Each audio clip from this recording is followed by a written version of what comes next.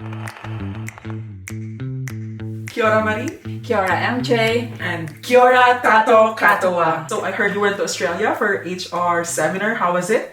It was great because actually in this seminar I've realized that in this world, talent truly knows no border. So for the nations like Itaroa, New Zealand, migrant workers aren't just a bonus. They are absolutely vital to the economy and to our communities. So today we're going to explore recruiting migrant workers in New Zealand, its opportunities and obligations. So by successfully completing this online workshop, our participants will be able to apply inclusive recruitment strategies that actually align with the New Zealand legal and ethical obligations, including immigration requirements, anti-discrimination legislation, and employer compliance protocols. Once they successfully completed this online workshop, they will be able to critically evaluate their current recruitment practices within their organizations, and they will be able to develop a tailored action plan that fosters equity, enhances cultural diversity,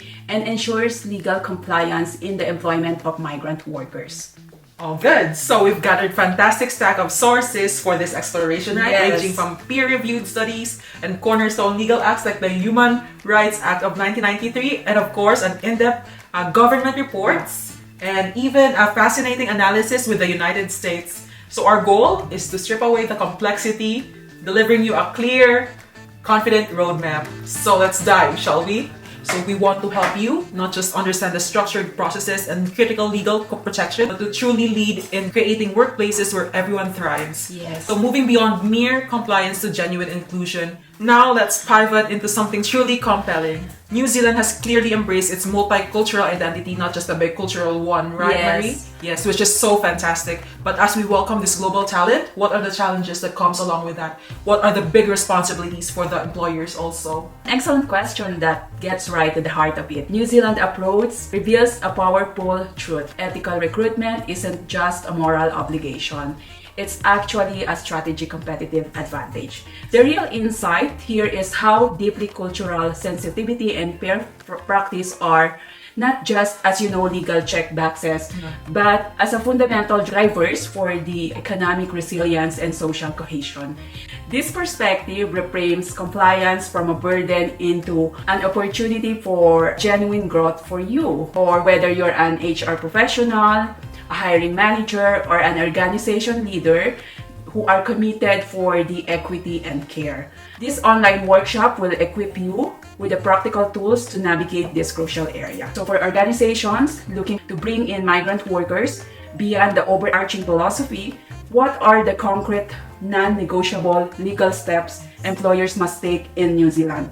So what are the hoops that they need to jump through? Let's walk through it, shall we? For the initial requirement, employer accreditation is very important. Employers must be accredited by the Immigration New Zealand, or what we call as the INZ, under what we call the Accredited Employer Work Visa, or as we all know as AEWV scheme. Yes. Think of AEW as a kind of quality stamp, Marie. So it means you meet the minimum standards for compliance, fair treatment, and of course, financial viability. Okay? So this acts as a crucial pre-screening, assuring migrant workers that they're dealing with reputable employers. Yes. There are even different level of accreditations depending on the number of migrant workers you plan to hire, right? Okay, a quality stamp. That makes sense. Yeah. So after that one, once you're accredited, comes the job check. This is really like an important step, or like a crucial step that happens before you offer a role to a migrant worker. So it's a deliberate, proactive guardrail designed to protect New Zealand's domestic workforce first. Right, so protecting the local job market. Yes, exactly, Marie. So this confirms several things: that the job pays at least the market rate and meets specific wage thresholds, and that it's been generally advertised to local New Zealanders for a minimum of 2 weeks, and that the job description is consistent and truly reflects the role. So it also ensures migrant talent truly complements rather than just displaces the local job seek. And what about those specific roles you mentioned? The lower roles, right? Yes. So what's particularly interesting for certain roles, especially those categorized with the ANZ SCO, those are the level 4 and 5, essentially jobs where the government expect that local talent might be readily available. That's an extra layer involving work, and income. So you need to engage with them before your job check. Yeah, this means like completing an online form, responding promptly to any candidate they throw upon you, and meticulously documenting the entire document process to show local options were, of course, explored first. For example, if an employer ticks all those procedural boxes, what teeth does New Zealand legislation actually have to protect against the migrant workers from discrimination once they're in the recruitment pipeline? So are these laws genuinely the deterring bias or just providing framework to redress after the fact? That's a critical challenge, and New Zealand has a robust legislation designed to prevent discrimination, not just to react to it. The Human Rights Act of 1993 is a cornerstone to it. So it explicitly prohibits discrimination and employment based on things like race, color, ethnicities, or national origins and citizenship status. That intent is clear. Yeah. Hiring decisions must be based on merit and job-related qualification. Full stop. And you found examples on this action. We did. Let's just take real-world examples that highlights this. Consider the case of a South African woman who has qualification in hospitality here in Rotorua. Yes. She has her extensive experience and valid work visa as a front of house. And then the hiring manager of the said company openly stated that we wanted someone to be like a New Zealander look and sounds like a Kiwi. So instead, they choose a less experienced New Zealander. Wow, it's blatant. My gosh. Exactly. So this is an example of discriminatory bias based on ethnic and national origin, directly contravening the Human Rights Act. Okay, so Human Rights Act is key, right? But what else is beyond that? The Employment Relations Act of 2000 mandates good faith in all employment from the recruitment process. This means honesty, openness, and of course, respect. It's crucial because it prevents employers from misrepresenting job conditions or exploiting vulnerabilities like offering lower wages to migrant workers for the same role as the New Zealanders citizens. So doing so would be a breach of good faith obligation. Good faith. That covers quite a bit. And critically, the Worker Protection for Migrant and Other Employees Act for 2023 was just introduced. So it explicitly designed to clamp down harder on exploitation. This act was fundamentally shift the landscape by introducing infringement offenses, making it much easier to penalize non-compliant employers. So employers must now provide the requested employment documentation within 10 working days, and they can be fined from 1,000 New Zealand dollars per offense. Potentially up to 20,000 New Zealand dollars in a 3-month period. 20,000, that's serious. What's truly impactful is that the courts can now prohibit individuals convicted of migrant exploitation from even holding the managerial or directorial roles. So it is aiming to prevent repeat offending at the highest level. Wow, that really strengthens the consequences, right, Marie? Yeah. So for you, listening as an employer, there's a clear letter of the law and there's a spirit of truly inclusive practice. So how do we draw the distinction between these strict legal obligations and the deeper ethical responsibilities that foster a thriving, diverse workplace?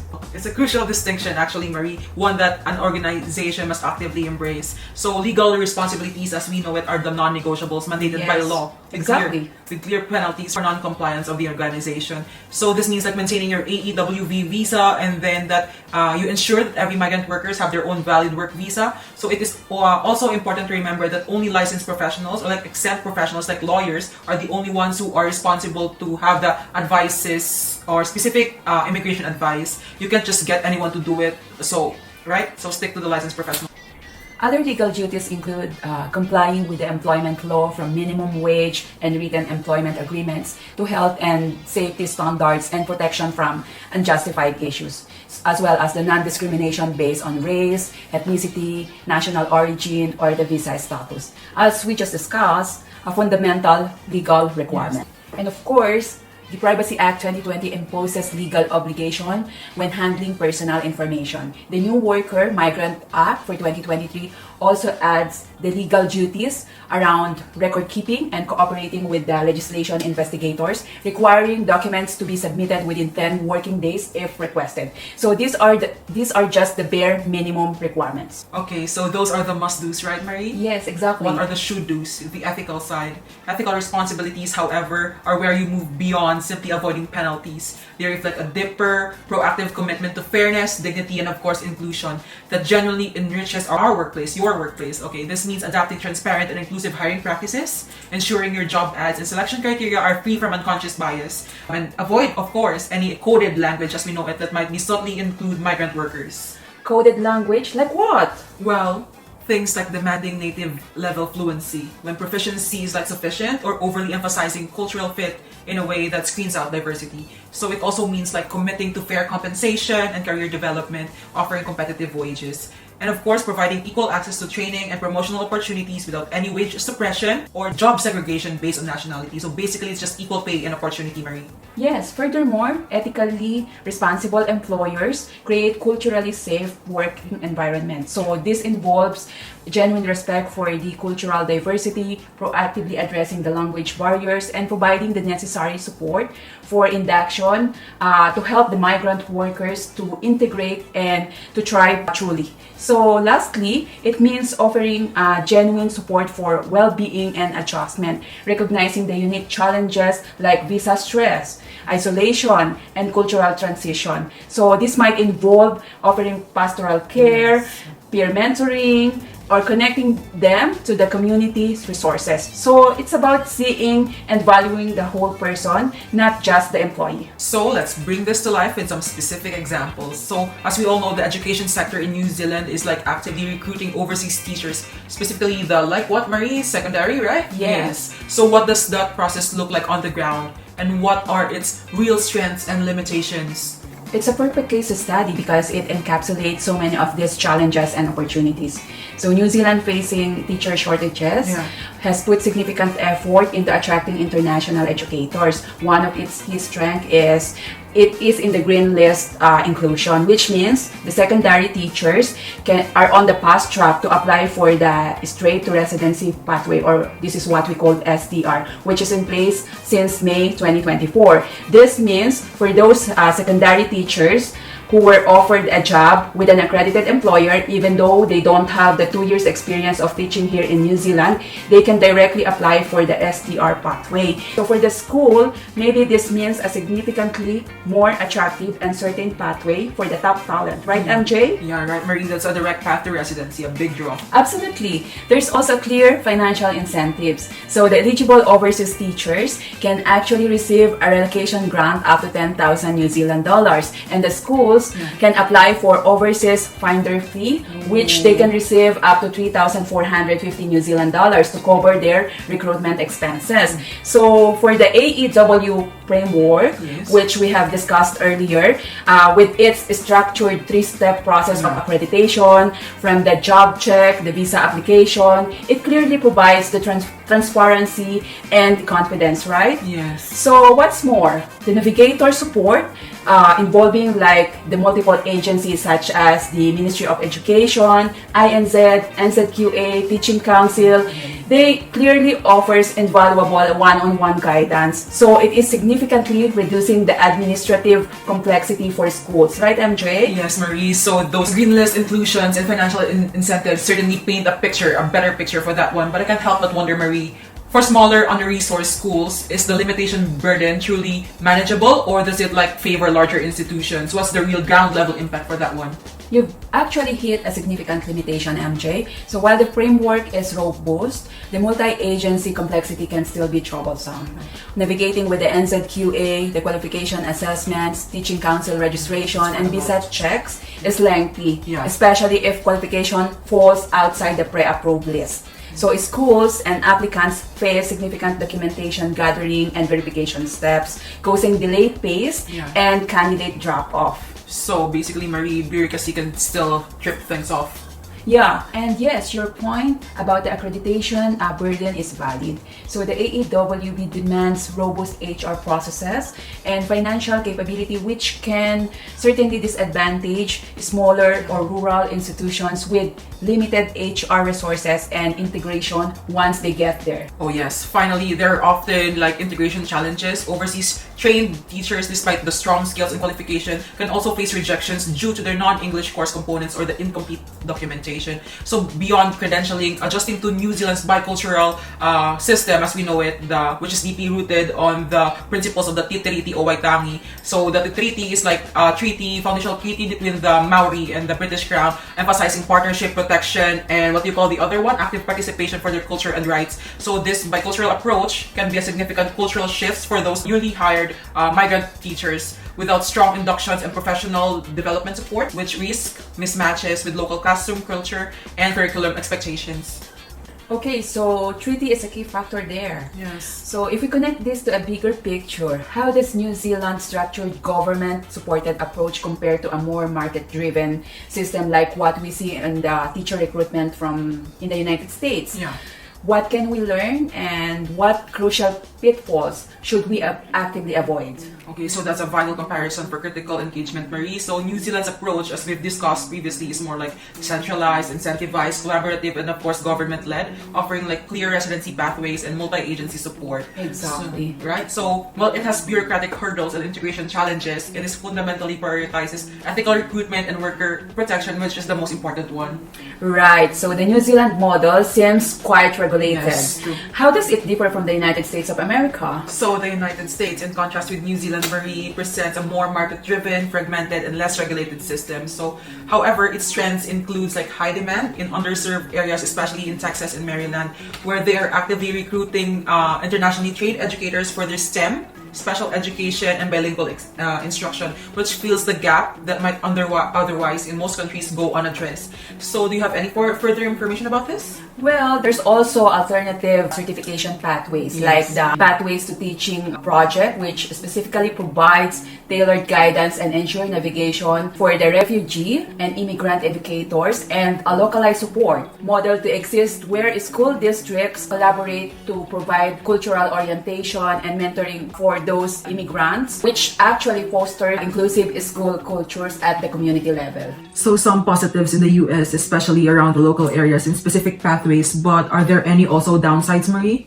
Well, the US system has significant well-documented limitations. There is a widespread recruitment exploitation by for-profit agencies operating with limited oversight. So you know that there are investigations which revealed concerning practices like wage theft, coercion, visa manipulation, and excessive fees, often facilitated by the absence of a unified federal framework. This is a critical area where migrant teachers are left incredibly vulnerable. That sounds concerning, Marie. So the US has this alternative certification pathways, which sounds so efficient for filling the needs. But if New Zealand also implemented similar systems, would it risk opening forward to the very exploitation we've seen plague the US system, given that lack of oversight? That's precisely a crucial consideration for New Zealand. In the US, there's a heavy reliance on the temporary visas like J1, typically for culturally exchange, and like the H1B for specialized occupations. The critical problem here is that these visas offer no guaranteed pathway to permanent residency, leading to the immense instability for teachers, their renewal uncertainties, and restricted mobilities across districts. So there's no pathway to residency. That's tough. Yeah, exactly, Marie. Teachers on these visas frequently face barriers to long-term credentialing and professional development. So, and this visa insecurity makes them more susceptible to exploitation and, of course, lack of central control. Lastly, the lack of national oversight means fragmented policies with standards, protections, and practices varying widely by state or even district. So this decentralization leaves migrant teachers in the US vulnerable to inconsistent credentialing, support, and potential exploitation, unlike New Zealand's more cohesive national approach. While New Zealand can certainly learn from the US in the areas like streamlining the registration or expanding highly localized support for specific needs, its structured and transparent framework is absolutely crucial for safeguarding migrant teachers and ensuring ethical recruitment, preventing the kind of widespread exploitation which happening in US, seen where oversight is lacking. Okay, so this comparison really highlights the balancing act. So building on these insights, Marie, what concrete steps can organizations in New Zealand as a whole take to improve recruitment and integration of migrant workers? Do you have any practical roadmap going forward for this one? Based on this, there are three key areas for impactful action. First, we need to streamline the qualification registration. This means introducing fast-track or provisional registration pathways for experienced teachers with verified practical experience. But perhaps we can introduce partial documentation. So this would be similar to the alternative certification models in the US, that they are actually allowing them to teach while completing their formal credentialing for the organization. So basically, it expands access to the qualified talent and truly supports equity and inclusion. So makes it easier for experienced people to get started even with all of the paperwork. Okay, so Marie, what's next? Second, we should decentralize navigator support. Establishing regional navigator teams would significantly enhance equity and responsiveness, especially for rural schools, by embedding support closer to the point of need. These teams could actually offer timely context-specific assistance with recruitment planning, visa coordination, and documentation compliance. So this aligns with strengthening school-level autonomy and ensures high-need regions aren't disadvantaged in attracting global talent. So like it's basically get the support where it's needed, right, Marie? Yes, it is, and it actually makes sense. So what will be our third point? So for our third point, it's vital to strengthen induction program. Through that, of course, we should focus on school-based funding and mentoring, and of course, enhance the bicultural training. Okay, so actually, Marie, evidence shows that robust induction programs combined with mentoring, bicultural training plays a critical or an important role in fostering teacher confidence and of course, cultural responsiveness. So take for example,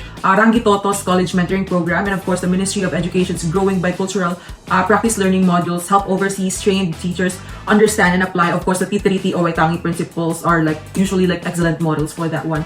So this focus more on the cultural competence reinforced by Hepikeroa framework not only aids the integration but significantly, of course, improve retention. It's about building a truly supportive and inclusive environment wherein migrant workers don't just survive but of course truly thrive. So what stands out to you from this discussion? As an HR professional like our participants, how can you apply these insights into your own organization? Moving beyond mere compliance to genuinely championing migrant workers and the unique value that they bring. Okay, yeah, so that's right, Marie. So as we wrap this up, consider this, guys. How can organization transform the process of recruiting migrant workers from simply a series of obligations into profound strategic opportunity, not just to fill the skill gaps, but to genuinely enrich the cultural fabric and innovative capacity of their teams in the broader community. So, thank you for joining us on this online workshop. Thank you. Bye!